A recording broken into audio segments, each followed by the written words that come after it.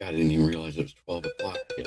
Hey yo, it's time to roar, get loud, let's ignite. Jeremy B in the house, we keeping it tight. Every weekday at 11, we ready to ride. Lions Talk Live, come and join the pride. Waking up early, it's that morning grind. Tune in to the show, leave the troubles behind. Jeremy B's the king, with the voice like thunder. Every word he spits, it's a lyrical wonder. Got the lions around, sharp and fierce. When we hear one pride, you can't help but feel your heart pierce. Talking all the topics, keep it real, keep it raw. With a lion's mentality, we're ready for the roar. One pride, it feels right. Jeremy B bringing the heat, morning light. Every weekday at 11, we taking flight. Lions Talk Alive, yeah, we ready to bite. One pride, hear us loud. Jeremy's in the zone, making us proud. This is a Huddle Sports Network broadcast. You can find us on Roku TV, Amazon Fire TV, Facebook, and of course YouTube. Get all your NFL news here first.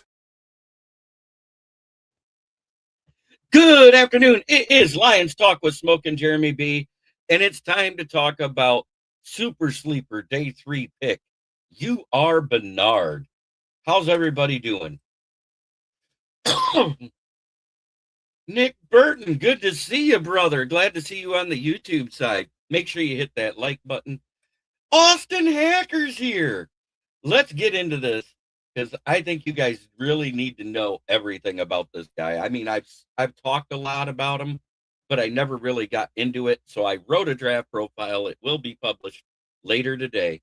Uar Benhard didn't grow up chasing quarterbacks. He grew up chasing opportunity.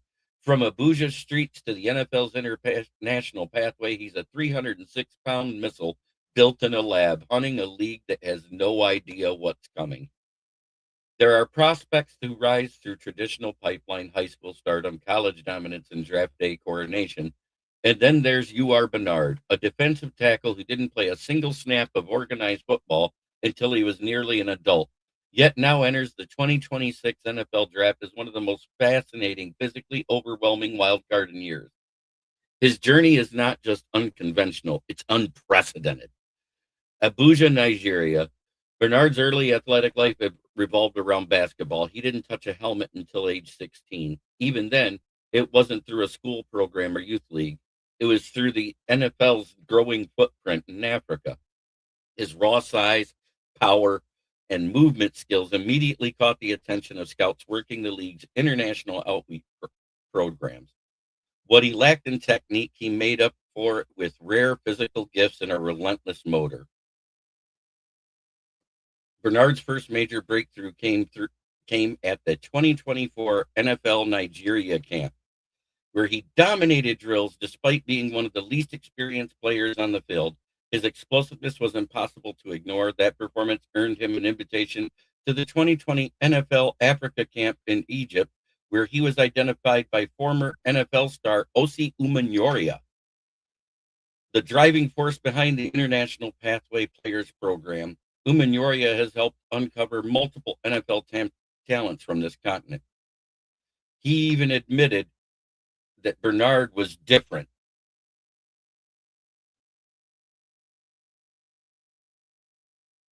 Standing 6'5" and 5'8", weighing 306 pounds and carrying a jaw-dropping 6% body fat, Benhard looks like he was carved out of granite. But the testing numbers what pushed him from intriguing to unbelievable. At the IPP Combine this year, he posted a 4.63 40-yard dash, fastest of any defensive tackle in the league, or in the Combine this year, I should say. A 39-inch vertical lump and a 10'10" broad jump. Numbers that would be elite for an edge rusher, let alone a 300-pound interior lineman. His relative athletic score, a perfect 10. Those numbers alone would get him drafted, but the tape, limited as it is, shows flashes of something even more valuable: disruption. Benhard plays like a man who understands he's been given a second chance at a sport he never expected to play. His first step is violent. His hands are heavy. His closing burst is unlike anything typically seen from a defensive tackle. When he wins early, the rep is over. So what do you guys think about this guy and what I've said so far? I just want to know what your thoughts are on this guy, a potential building block. If If Giovanni Manu was a box of Legos, they were duplex. This guy is the real deal, the master class from what he's put together, is what I'm seeing. We have 11 people watching and one like out there from one Mr. Ricky Seacott, great grandchild of Eddie Seacott from the former Black Sox.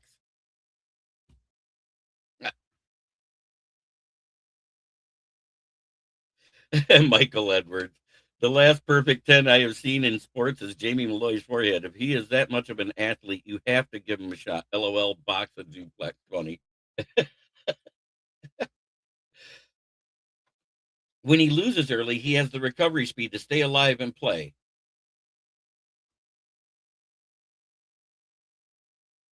Juan Paulo, good to see you from the Philippines. We're worldwide already. I have people in Australia that watch and participate on the panel of the show I do tomorrow night at 9:30. Tigers are looking better. They lost last night, and I'll discuss that in a minute. Of course, the biggest question surrounding Benhard is experience. He has never played college football. He has never faced a double team from a pair of NFL guards. He has never been asked to anchor a defensive front for 60 snaps. His technique is raw, his pad level inconsistent, and his hand placement is still developing. He wins with traits, not refinement. That's both the risk and the reward. NFL teams will need to decide if they see him as a long-term project or a rotational weapon who can contribute in specific packages. The league has seen IPP players succeed, Jordan Malaita being the most famous example, but none have entered the draft with Benhard's combination of side, explosiveness, and upside. He is a moldable block of athletic clay, and the right defensive line coach could turn him into a monster. Now, I want to stop right there and talk about that.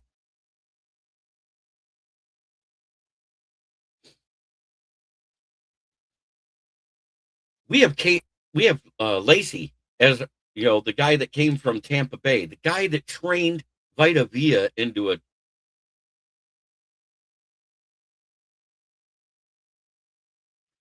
I think it's due to the lack of development by Sharon Moore. Sharon Moore should have never been the head coach, and we know this. And despite all the other shit, we saw it. This team failed with a guy that should have exceeded. The 3 games that I saw when Sharon Moore was not a wrong round, those 3 games, Bryce Underwood looked legit. It was when Sharon Moore was in that he looked bad. I'd like to see what he does with a real offensive-minded coach like Whittingham and his staff and see how they do with them before I give a judgment on Underwood. He has the talent to be athletically to be a Heisman candidate like Jaden Daniels, like all those other guys that have came out. And he has the size too. Michael says, I kind of like the fact he is so raw. Let him work with Hutch and learn his work ethic. Let coaches teach him technique. Besides, it's harder to unlearn bad habits than to learn good ways. Absolutely. And the fact that Umanyoria says that this guy could be the next great thing. I think so too. I'll be happy if he's twofold better. I want to see development. I just want to see improvement.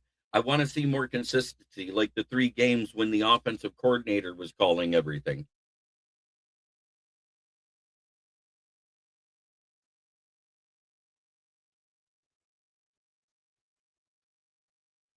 I think it's because it's the spring game. It's their first real practices. I I don't look at that as anything.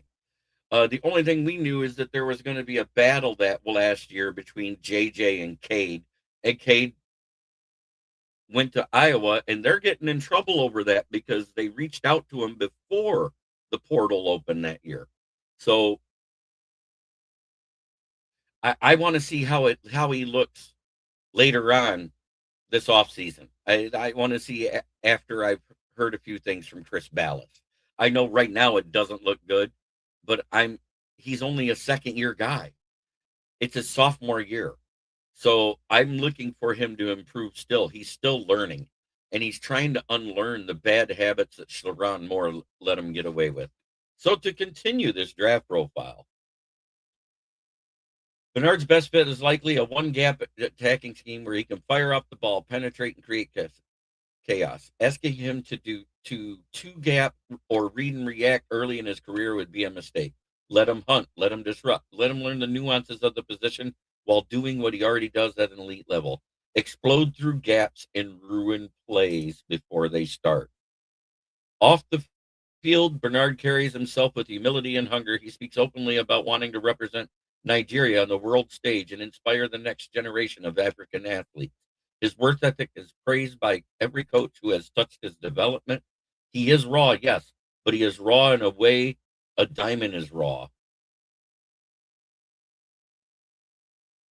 In a draft full of polished prospects, Uar Benhard is something else entirely. A bet on rare traits, rare power, and rare upside. He may not be ready-made, but he is undeniably NFL built. And if he lands with a team willing to invest in his development, he could become one of the most disruptive interior defenders of the next decade. Projection: early day 3 selection with a massive developmental upside, a swing worth taking for any team that believes in the coaching staff. Fits: it even mentions the Lions, the Steelers, the Cardinals, the Raiders, everybody. It mentions 6 teams. So I'm looking forward to seeing what happens.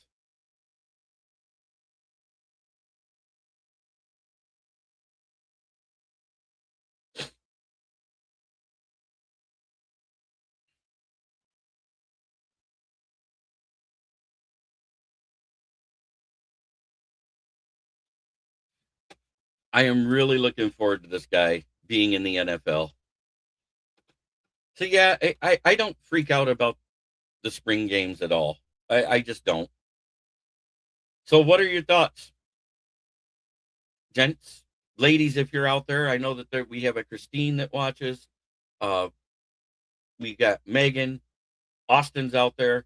Ricky, what are your thoughts on Uar Benhard? I think it's worth a swing, probably around 128 to 181, somewhere between late 4th round to the end of the 5th. Because right now he's the 526th prospect, but I don't think he'll go past 181. Not before we pick at 205. I think he'll go somewhere in that range if we don't take him. And I'd love to see a guy like that working with Lacey. I think it'd be a good move.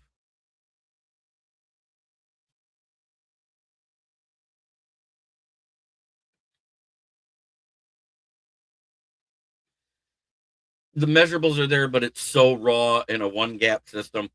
Basically, he's a misguided missile right now. Somebody has to hone it in. And I think Lacey can do that.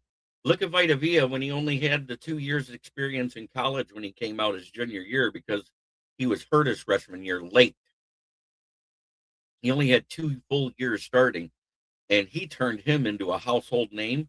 That's why I like this guy. I think he'd be perfect to mold into something. He could end up a 2-gap rusher by year 3, but just let him be a 1-gap misguided missile, maybe move him outside every now and then as a defensive end with his speed. I mean, 4.63 is elite for some of the outside defensive ends, let alone a defensive tackle. And that 10'10" broad jump means explosiveness that you can't teach.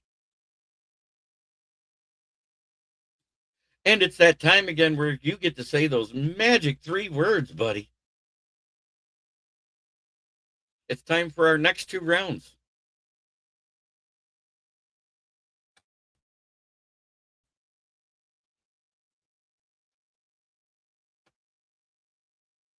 Of mock drafts.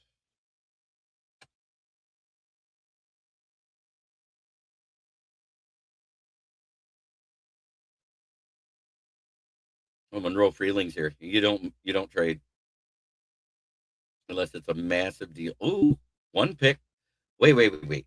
I like this one. give up 118, get pick 49. So we got 49 and 50. And then we get 18. I'm taking it. I just want to see what happens.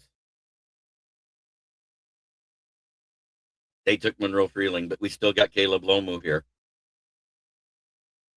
Pick 29 and 40. I don't like that. Wow, no.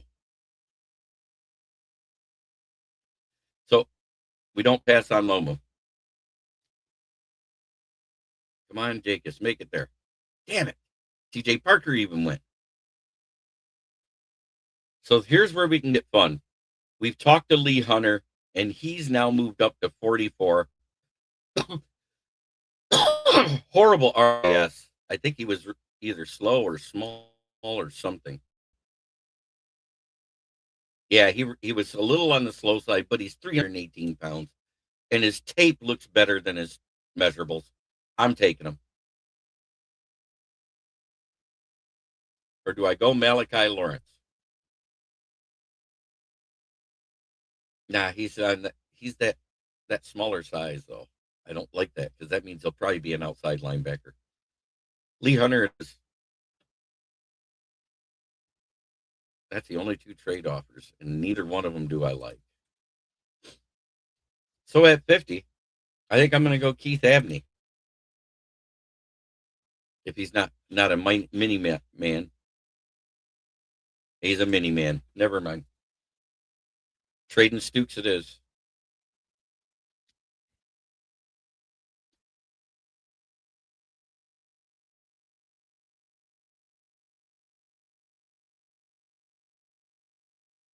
Cario Davis is gone. I'm glad I went the way I did. Logan Jones is gone.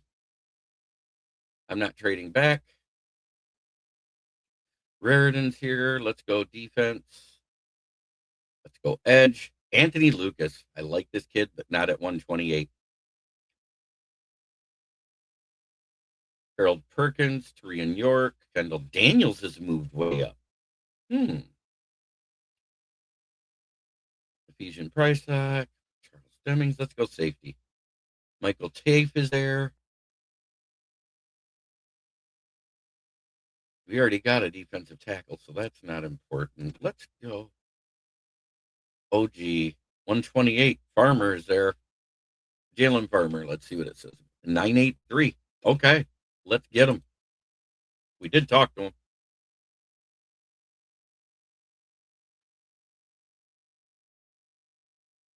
Time to go defense. Kendall Daniels. I like him here.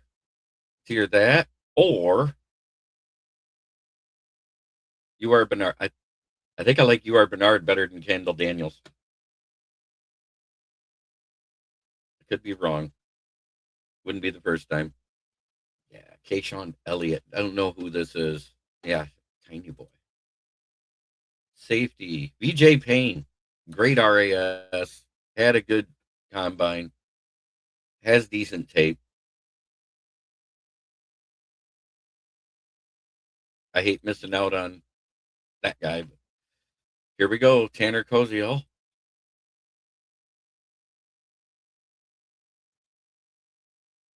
Chip Trianum. You know where I'm going here. Jack Strand.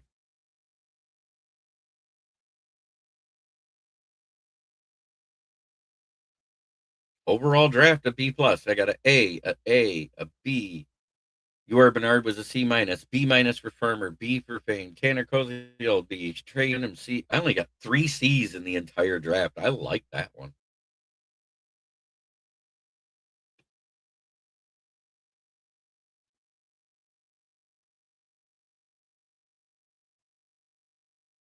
All right. Round 2. That was 95. Here's 96. Fast 7. ESPN. Detroit. Let's go.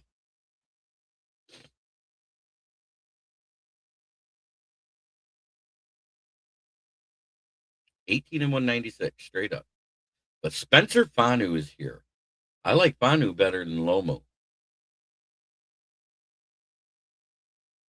Yeah, screw that.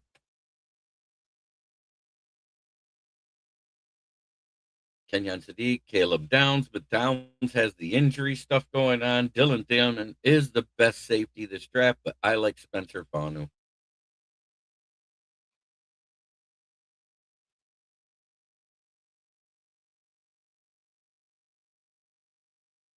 Jay Bakis is here. You know where I'm going.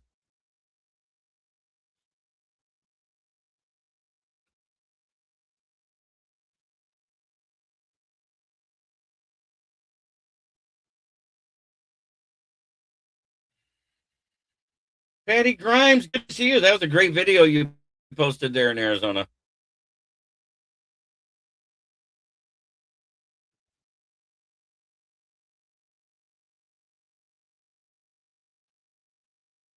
Yes, might be daddy twice. All right, back to that draft. 118. Oscar Delp is here. Or Tyler and Adam. I like Oscar Delp. You got Nicholas Singleton. I think I'm going to go ahead and get Uar Benhard here. It's probably going to give me a D grade on him, but I'm going to get him now because I think I can get Kendall Daniels with the next pick now.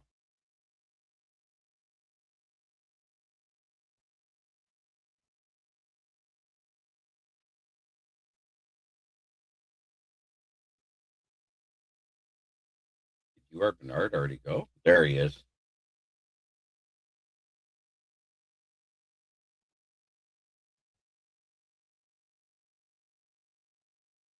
There he is. All right. Now we're good. Let's see what we picked so far. Did we get a safety? No, we did not get a safety. Robert Spears Jennings out of Oklahoma. Kid's fast, if I remember right. 6'2", 205. Relevix 892 with a 4.3, 240. Hits like a hammer. I like this kid. All right, Lorenzo Styles is here, but no, Julian Neal. I think he's the one that, yeah, he had a 9.27. He ran 6'2" and ran a 4.49. The guy does really good things in coverage. I like him. This time I'll go tight end. Tanner Koziel right there.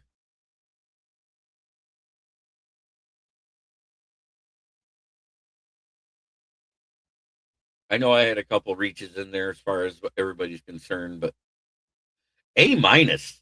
Holy smokes. I got an A for Neal, a B. Ooh. Mock draft 96 is an A minus. That's no trades. That's just drafting straight up. A minus for Fanu, A plus for Jacobs, a B for Delp, C minus for Benhard, Kendall Daniels a C minus, Spears Jennings an A minus, Julian Neal an A, Tanner Koziel a B minus, and Jack Strand a C minus. Woo!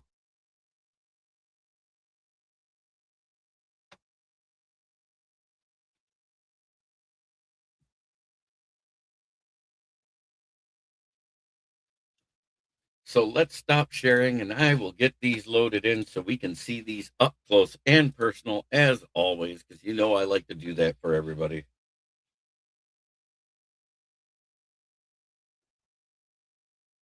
That's the one with the trades. Now load the other one without the trades, just drafting our 9.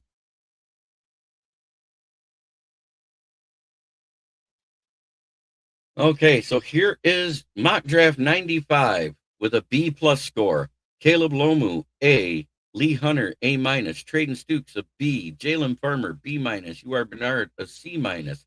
VJ Payne, a B. Tanner Koziel, a B minus. Chip Trayanum, a C minus. And Jack Strand. And the only reason I went that way is because we had the extra picks. If it had went any other way, I think Uar Benhard could actually play outside too with his speed and his quickness and his first step. I think it would actually be better to use him as a misguided missile like that. And let's go this way. Spencer Fanu, A minus. Gabe Jacobs, A plus. Oscar Delp, a B. Uar Benhard, C-. Kendall Daniels, C-. Robert Spears Jennings, an A-.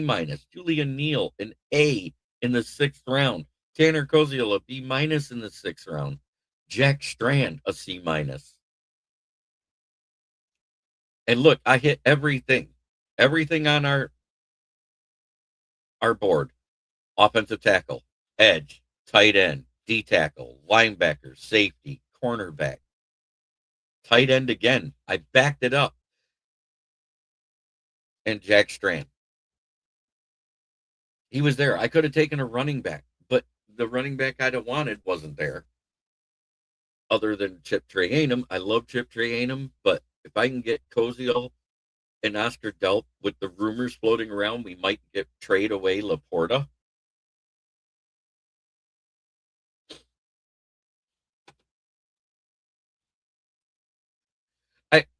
I like the depth of it, but with the rumors that we might trade Laporta, that could get us our an extra second or a 3rd round pick right there.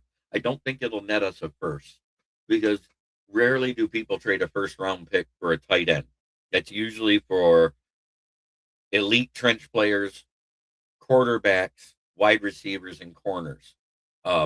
Tight ends usually get to like 2nd or 3rd rounders. So I'm just trying to be realistic. If the rumors are true. And all that said was we fielded calls, not that he's on the trade block. So I want to make sure that everybody understands what that actually meant when they said they're fielding calls.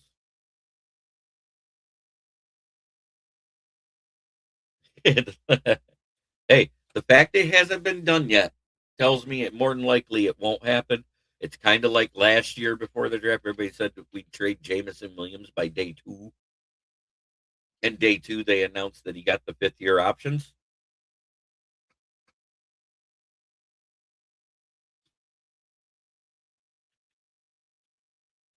It's the same thing. And they did field calls about Jameson Williams. So let's not say they don't field calls, because they do. I just like to give realistic expectations. Oh, I got to answer this. My boss. Yes, sir. Yeah.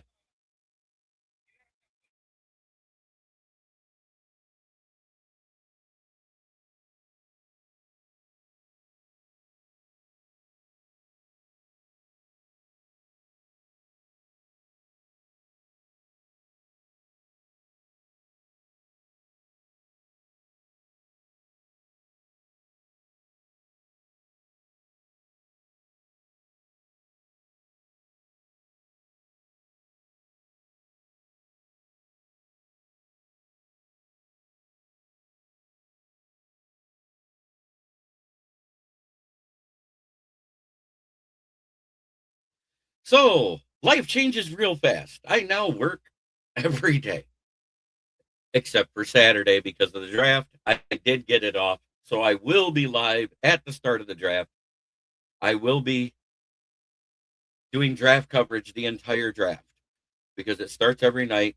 I think the pre-draft show starts at 7 and the first pick is made at 8 each night on Thursday and Friday. I get out at 7. That's perfect. I'll set up the shows before I leave. But I actually have to work today, and we're hiring at Brandon's Tires. So if you live in the Flint area, you have tire experience, and you need a job, come down to the 602 Atherton Road, and we will discuss what we're looking for. But as always, try every day to be a better person than you were the day before. That's the only way to make the world a better place. It starts right here. Much love to everybody in the chat. And I'm going to do something I haven't done for a while. Are you ready, Lions fans?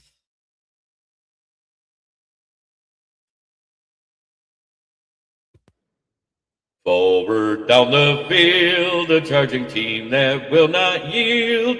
And when the blue and silver wave, stand and cheer the brave. Rock, rock, rock, go hard, win this game. With honor you will keep your fame.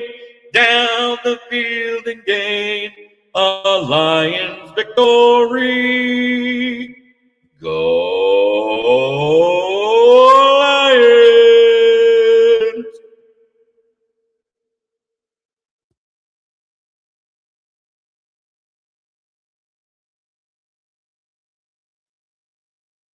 Well, you all have a great day. And like I said, try every day to be a better person than the day before, because that's the only way we can make the world a better place. It starts within ourselves. Much love, everybody. I am out. Turn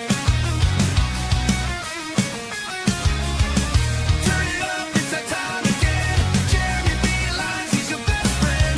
Every weekday, Evan, you know the vibe. He's shouting one ride with that rockin' drive. Rolling up the scene, light up that fire. Jeremy's in the booth, taking us higher. With a grin and a laugh, he's got the crowd in a blaze. Smoking out the haters in a rock star haze. The stories that inspire and riffs that will ignite. When one pride echoes, everything feels right. Jeremy B. live every day at 11. Yelling one B ride like we're in rock heaven. This is a Huddle Sports Network broadcast. You can find us on Roku TV, Amazon Fire TV, Facebook, and of course YouTube. Get all your NFL news here first.